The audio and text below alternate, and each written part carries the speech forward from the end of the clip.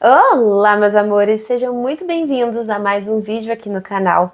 No vídeo de hoje nós vamos conversar sobre o livro O Hobbit, que está sendo o primeiro livro que a gente está concluindo a leitura do Clube Lendo Tolkien. Sim, se você não sabe do que eu estou falando, aqui na descrição do vídeo tá tudo explicado. E se você caiu de paraquedas nesse canal, cuidado, porque aqui eu vou trazer a resenha de O Hobbit com algumas análises e também com muitos spoilers, tá? Se você ainda não leu O Hobbit, aqui na descrição você também vai encontrar alguns outros vídeos para você começar a assistir antes de você ler, antes de você ver esse vídeo final, né? E antes mesmo de você decidir ler O Hobbit, tá? Então, calma aí, pega a vinheta e vamos lá conversar sobre esse livro incrível que é a nossa porta de entrada para todo o legendário de Tolkien. Vamos lá!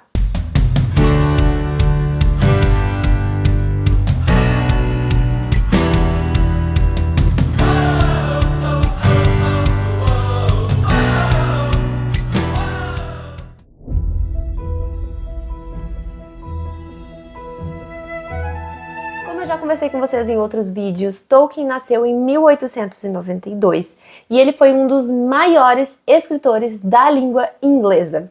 Inclusive um dos maiores escritores de fantasia do mundo. Além de ser um acadêmico muito conceituado, ele era especializado em literatura inglesa, em línguas anglo-saxãs e também em filologia. Então ele era um estudioso de todos os tipos de língua e também de mitologia.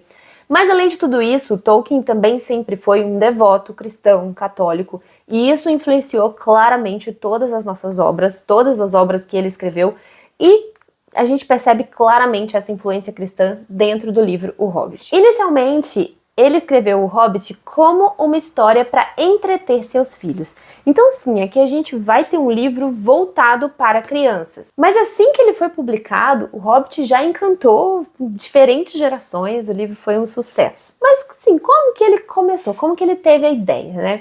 Lá por volta de 1930, quando ele estava ali corrigindo as provas dos alunos dele, um dos alunos deixou uma página totalmente em branco no meio de uma prova e Tolkien, com toda a sua criatividade, do nada, do absoluto nada, escreveu na prova.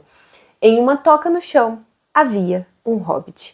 E assim a gente tem o início desse livro, que se começa com essa frase, e também o início da escrita do autor. Ao longo de todos os anos, Tolkien escreveu o Hobbit em 3 fases principais, tá?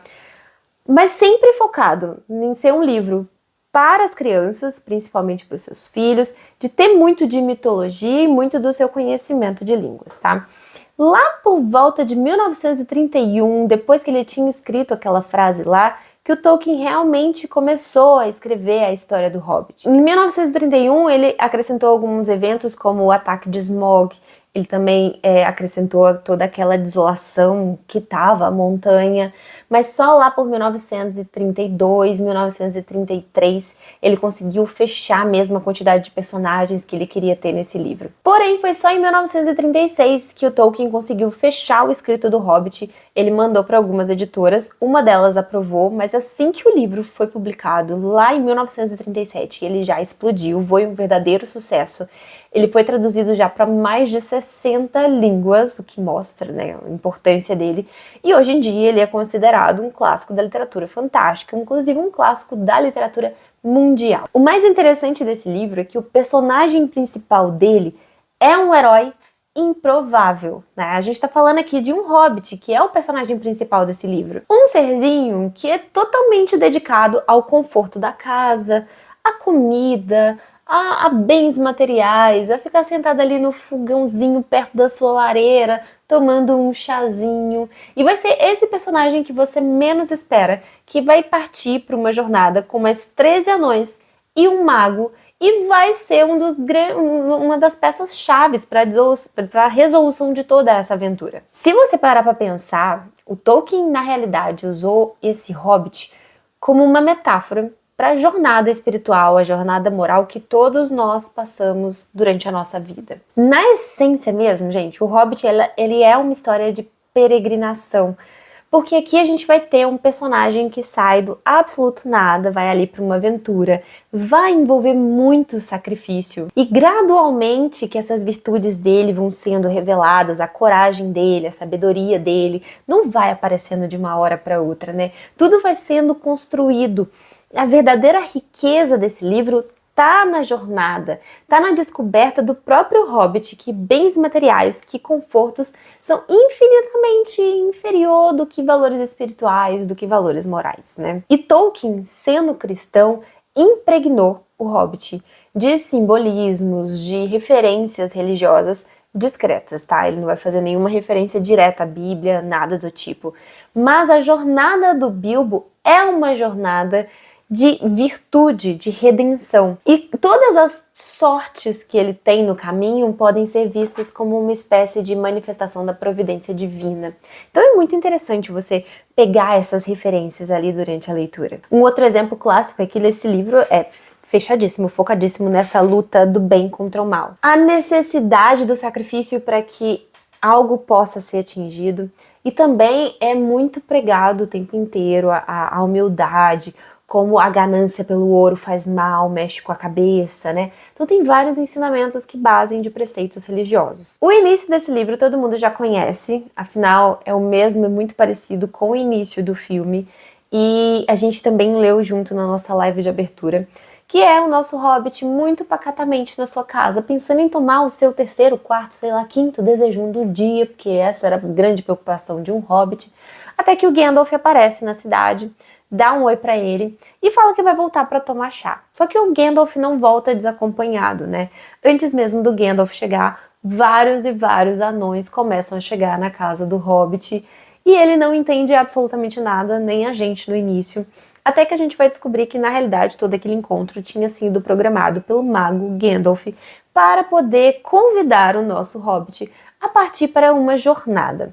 Nesse capítulo também é explicado pra gente que esse Hobbit, apesar de parecer um Hobbit comum, não é inteiramente comum. Afinal, ele é derivado de uma família que se chama família Tuck, que tem meio que a aventura dentro dela. É uns Hobbits um pouco mais aventureiros. Mas também tem a mistura dos bolseiros, que são hobbits bem tranquilos e bem sossegados. E por isso Gandalf acreditava que essa era a combinação ideal para um hobbit que estaria junto com anões atrás de um tesouro, né?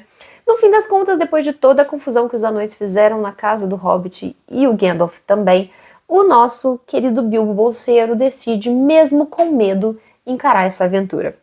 E a gente vai ter vários acontecimentos durante esse livro. É aquele livro que você passa 15 minutos lendo, mas acontece tanta coisa, é tão interessante quando você vê a história tão fluida. É um livro de praticamente 300 páginas que flui, você consegue ler muito rapidamente, né?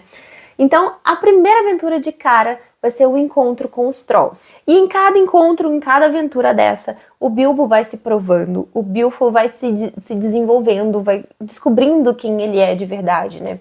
E aqui com os Trolls, ele acaba se envolvendo em uma enrascada junto com os anões, mas ele também vai ajudar os anões a saírem dessa enrascada com a ajuda do Gandalf, né? Ele tá ali com alguns Trolls e os anões estão muito esfomeados. Ele vai tentar vigiar aqueles Trolls para poder pegar comida para os anões, mas na realidade ele acaba se revelando para os Trolls. E os anões, vendo que o Hobbit estava demorando muito para voltar, quando vão atrás também são pegos numa emboscada. Estão todos ali embalados, prontos para serem comidos pelos Trolls. Quando o Gandalf acaba chegando, fingindo a voz ali de um Troll, dando uma enrolada neles, o sol nasce e eles empedram, né? A Bilbo ali vai começar a mostrar essa capacidade que ele tem de se adaptar a situações perigosas, de tentar driblar algumas coisas. Mas, assim, a história ainda tá começando. O Bilbo ainda é muito medroso, né? Mas tem um ponto muito importante nessa primeira aventura, que é a descoberta das espadas élficas dentro da caverna desses Trolls.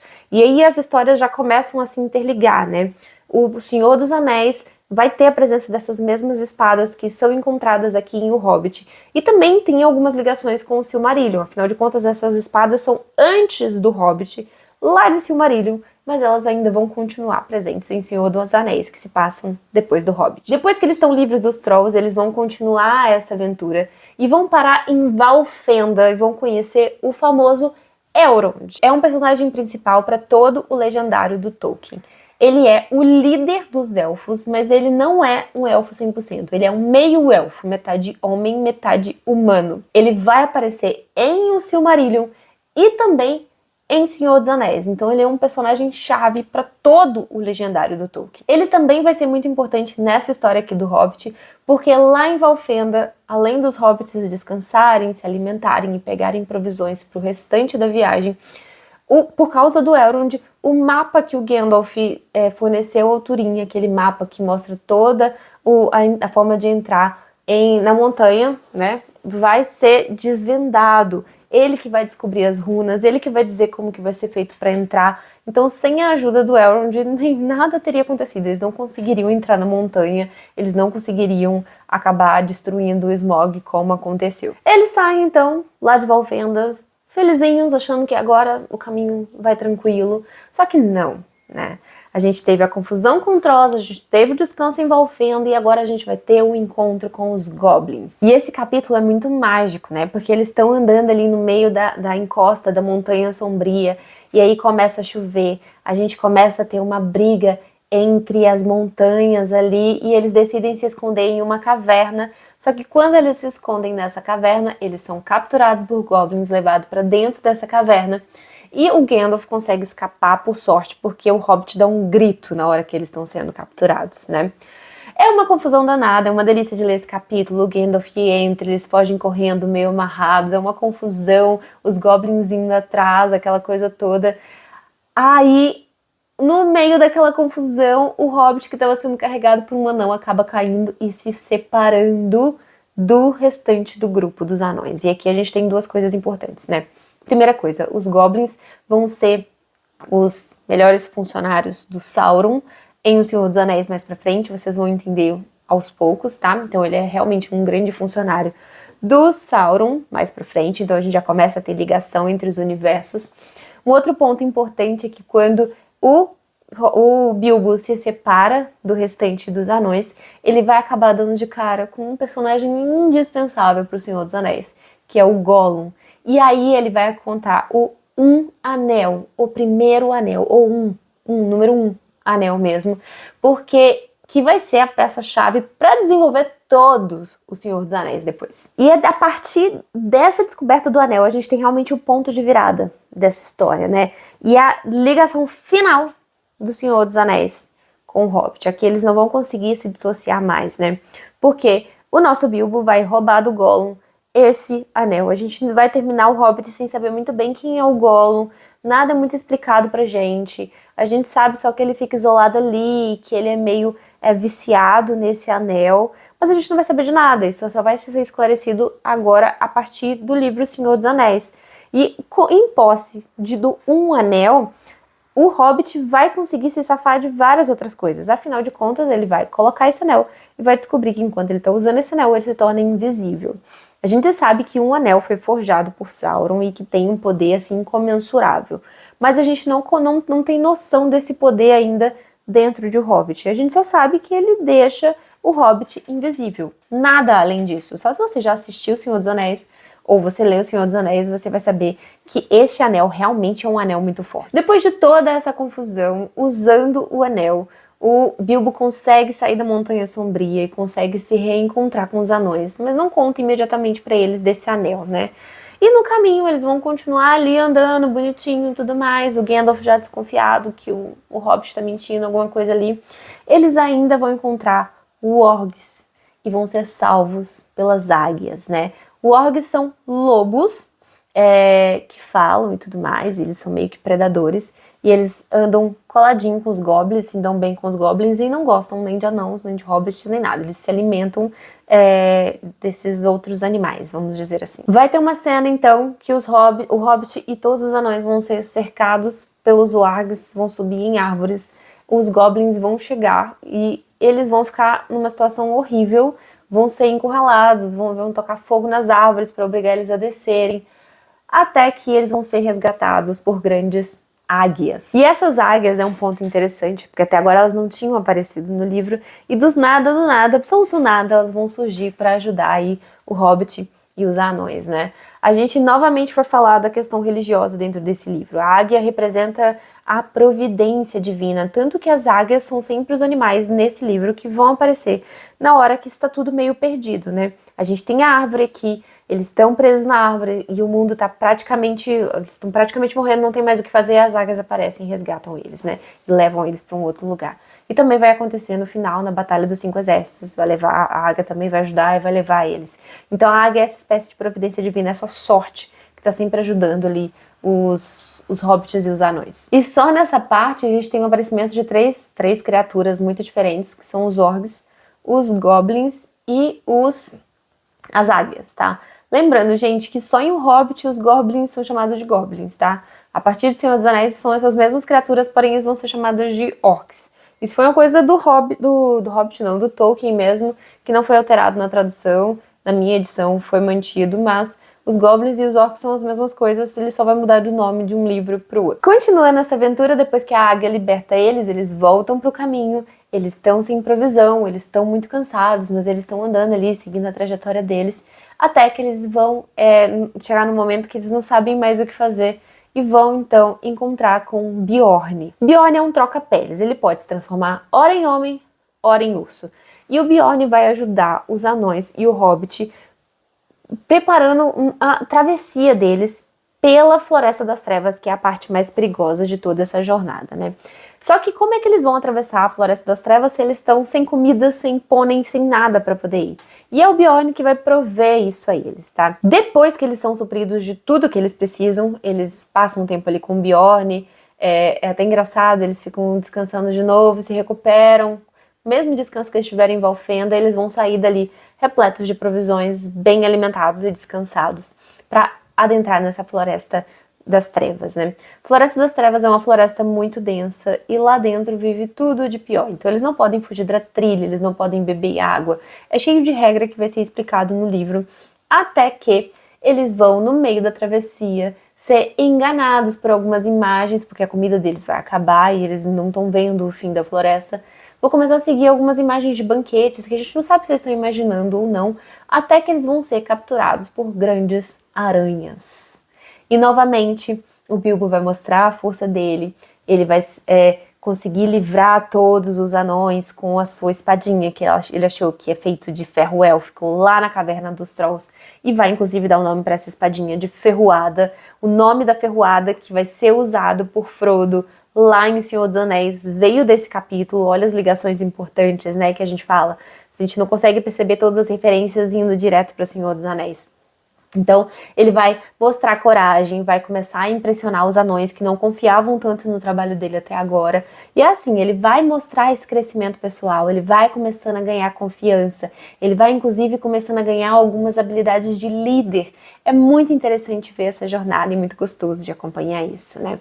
E, gente, essas partes, né, do Bjorn, a parte da Floresta das Trevas, a parte da aranha, a parte inclusive dos elfos da floresta, vão ser imprescindíveis para essa jornada do Bilbo, e também vão ser personagens que vão ser mais explorados, inclusive mais a fundo, dentro de O Silmarillion e dentro de Senhor dos Anéis. Mas depois de toda essa grande travessia, depois que eles foram presos pelos Elfos da Floresta, de toda aquela história que a gente acompanhou, de todas essas quantidades de animais que apareceram e de toda essa jornada, finalmente, depois do Bilbo conseguir fazer os anões fugirem de uma prisão dos elfos, depois do Bilbo ter se revelado assim, o maior aventureiro, o maior corajoso de todos, surpreendente até pra gente que não esperava também. Se surpreendeu os anões, surpreende mais ainda a gente, depois dele ter realmente mostrado toda a coragem dele.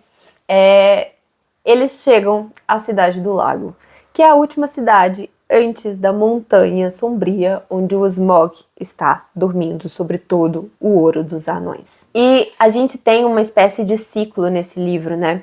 Eles se enrolam com os orcs e aí eles param em Valfenda. Eles enrolam com os goblins e eles recebem a ajuda de Bjorn. Eles se enrolam agora com as aranhas, os elfos da floresta, e eles vão ser acolhidos e bem recebidos na Cidade do Lago. Porque, como você sabe, Thorin Escudo de Carvalho é um dos anões reis daquela montanha. E existia-se uma lenda ali na Cidade do Lago que o antigo rei voltaria, mataria o dragão que tomou aquela montanha inteira, e o ouro que o dragão estava ali ninhando seria distribuído para todas as pessoas daquele vale. E aí, gente, eles são recebidos com base a pão de ló, né? E novamente eles vão ser reabastecidos de comida, vão ter descanso, alimentados e tudo mais, para continuar a jornada deles até a Montanha Solitária. É na Montanha Solitária que a gente vai ter o grande final desse livro, né? É na Montanha Solitária que o Bilbo vai, pela primeira vez, demonstrar todo o aprendizado dele durante essa jornada. Ele vai entrar, ele vai conversar com o dragão, ele vai ser um dos responsáveis por que se entenda a forma de entrar na montanha, ele vai ser um dos responsáveis por conversar com esse dragão. E o mais interessante, né, o que traz um pouco até de comicidade a esse livro, é que depois de toda essa jornada para resgatar esse ouro dos anões, que é tudo com essa intenção de ajudar os anões para resgatar o ouro que eles tinham sido roubados pelo Smaug, eles não pensaram em como carregar todo esse ouro, né? Eles pensaram, inclusive, em levar um ladrão, para o ladrão não acordar o dragão e conseguir tirar o ouro aos poucos, mas não pensaram em todo o processo da logística, como eles iam levar, como que ia acontecer. Eu achei até bastante cômico, né? Porque eu me perguntei várias vezes, assim, como que um hobbit vai matar um dragão? Porque na minha cabeça a única forma de dar certo seria matando o dragão. Mas não, eles chegam lá meio que despreparados, sem pensar em nada.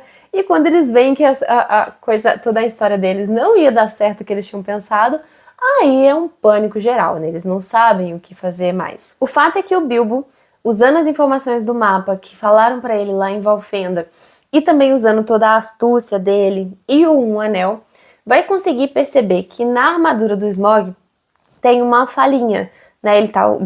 O dragão, além de estar todo revestido da própria armadura de dragão, ele usa uma armadura de diamantes. E nesse peito dele, onde é mais sensível, tem um lugarzinho ali que essa armadura não cobre.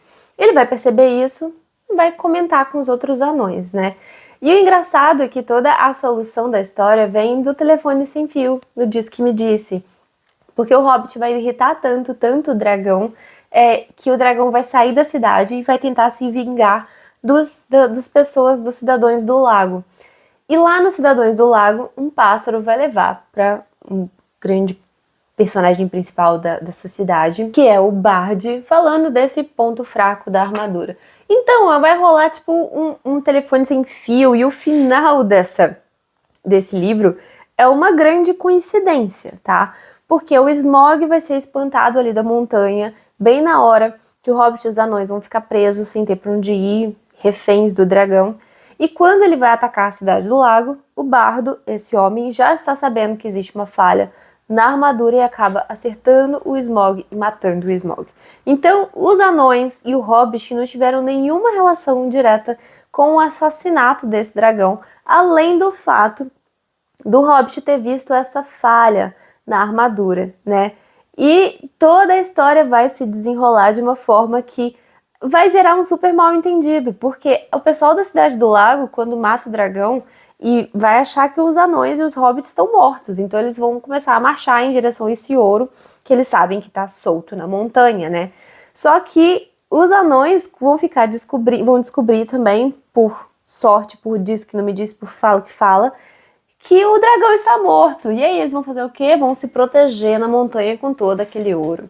E aí vai começar uma batalha pela cobiça, que é a batalha que vai levar, que acontece antes da Batalha dos Cinco Exércitos. E uma curiosidade é que o Smaug, ele era o último grande dragão da Terra-média.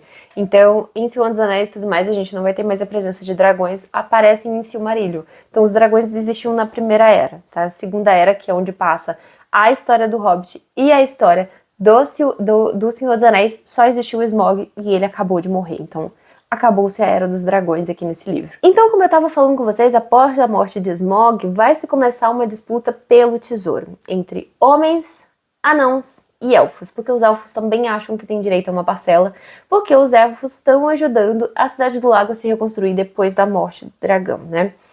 E assim, gente, é tudo uma cobiça, tá todo mundo brigando por tudo, até que o Hobbit vai lembrar que numa das visitas ao Dragões ele tinha achado uma pedra que o escudo de Thorin estava simplesmente alucinado para encontrar. Então, numa noite, ele vai meio que enrolar o vigia da montanha, vai pular o muro e vai entregar essa pedra para o outro lado, para os homens e para os elfos, para tentar que aconteça uma reconciliação ali, uma troca de uma parte do ouro pela pedra, para algo acontecer. Só que antes mesmo de que o elfo consiga resolver isso e que tudo vá para frente, a gente sabe que tem mais uma leva de anões chegando ali, que foram chamados pelo Thorin, escudo de carvalho. E assim, tá chegando uma galera pra batalhar por causa daquele tesouro. E na hora que tá todo mundo chegando, do nada chega uma horda de goblins e wargs, que representam toda a força do mal. Sem ter o que fazer, né? Esses exércitos todos vão se unir, que estavam brigando pelo tesouro, para batalhar contra os orcs, para batalhar contra os goblins e os wargs, errei, né? E aí a gente vai ter o encerramento, né, com a vitória dos 5 exércitos, claro, com a ajuda das águias, que vão aparecer novamente quando tudo tá dando errado, para ter um final feliz. E o mais engraçado é que o nosso Hobbit estava fazendo o quê durante a Batalha dos 5 Exércitos? Nada, tomava apagado, caiu um negócio na cabeça dele, ele ficou apagado dentro de uma caverna. É isso, né? Isso é uma história para criança, isso traz muito aprendizado. A gente tem uma jornada do herói maravilhosa, com a história do Hobbit, que vai caminhando por todas aquelas aventuras, desde o momento que ele sai da casa dele. Nossa, e eu tô aqui há alguns minutos conversando com vocês sobre os pontos principais dessa história, e ela tem tantos detalhes, tantas entrelinhas, que a gente vai começar amanhã na nossa live, né? Mas assim, é uma maravilha de livro, né? Tem o fundinho cômico, tem um fundinho religioso, tem muita coisa pra gente discutir. É um livro simplesmente sensacional que eu recomendo pra toda e qualquer idade. No final do livro, o Bilbo vai retornar ao condado, agora totalmente transformado pela sua jornada. Vai ser recebido até com surpresa pelos outros moradores, eles já estavam até leiloando as coisas dele e já tinham dado ele como morto. E o anel vai ficar guardado com o nosso Bilbo Bolseiro até as cenas dos próximos capítulos, que serão contadas pra gente dentro do livro do Senhor dos Anéis. É um livro incrível, né, gente? Eu tentei fazer uma resenha bem resumida pra vocês, contando o livro do início ao fim, alguns detalhes. Se você não leu o livro, você não vai conseguir entender, mas se você leu, você vai conseguir captar as principais cenas, as principais imagens, as trajetórias, vai conseguir fazer ligações necessárias e imprescindíveis para o livro Senhor dos Anéis, né? Mas o fato é que esse aqui é um grande livro da fantasia, um clássico da fantasia, e merece ser lido com atenção por todo mundo. A gente sabe que tem a adaptação cinematográfica dele, né? Mas tem um teor um pouquinho diferente. O livro do Hobbit tem um paladar infantil, vamos dizer assim, uma leitura bem infantil. A gente sabe que é um livro para criança, mas no filme a gente já tem uma atmosfera bem mais sombria, né? Bem mais voltado para adultos. O primeiro filme e o livro são muito parecidos, tá? A jornada, os personagens, com a inclusão de alguns personagens que a gente não vai ter aqui no livro do Hobbit, mas a saga do Hobbit, que são 3 filmes e a gente tá indo pro 4º agora, já são derivados de outros livros, do Legendário, com algumas outras informações, imaginação também do autor do filme, né? Então, assim, não tem nenhuma relação, tá? Só o primeiro livro e o primeiro filme são bem parecidos. E a história do primeiro filme é a história do livro. E para finalizar esse vídeo, se você, como eu, leu o Hobbit nessa versão anotada, você vai notar que no apêndice A existe um conto, um texto do Tolkien que se chama A Busca de Erebor. Esse aqui é um texto que originalmente fazia parte do apêndice de O Senhor dos Anéis, mas depois de um tempo ele foi removido e hoje faz parte de Contos Inacabados e também tá aqui nessa versão anotada do Hobbit no apêndice do livro. Nesse texto a gente vai conhecer toda a história do que aconteceu pela versão do Gandalf. Nesse texto, Gandalf vai contar como ele conheceu o Thorin Escudo de Carvalho, como ele decidiu chamar o Hobbit, o Bilbo Bolseiro, como e por que ele decidiu montar um exército para invadir Erebor, qual ligação que o Gandalf tem com a invasão de Erebor, a morte de Smaug e o fato que ele queria impedir Sauron de entrar na Terra-média pelo norte. Então, assim, tem muitos pontos interessantes nesse texto final, A Busca de Erebor, mas se você quiser saber sobre ele, vai ter que assistir a live amanhã. tá? Então eu espero vocês quinta-feira pra gente fazer uma live de encerramento de O Hobbit. Vai ter muita coisa pra gente conversar ainda, e lá eu vou esmiuçar um pouquinho mais com vocês sobre esse texto, porque eu achei muito interessante, tá? Então eu acho que vale a pena a gente conversar ao vivo pra ir tirando algumas dúvidas. E se você ainda ficou com dúvidas desse livro, você deve ler esse livro ou não, depois dessa resenha, assiste a live, que vai estar liberada amanhã, porque aí, meu filho, você vai ter certeza que você precisa ler esse livro pra ontem, e principalmente você precisa ler esse livro antes de ler O Senhor dos Anéis, para não perder nenhuma das referências que eu já falei com vocês por aqui. É isso, gente. Encontro vocês no nosso próximo vídeo. Até a próxima. Tchau!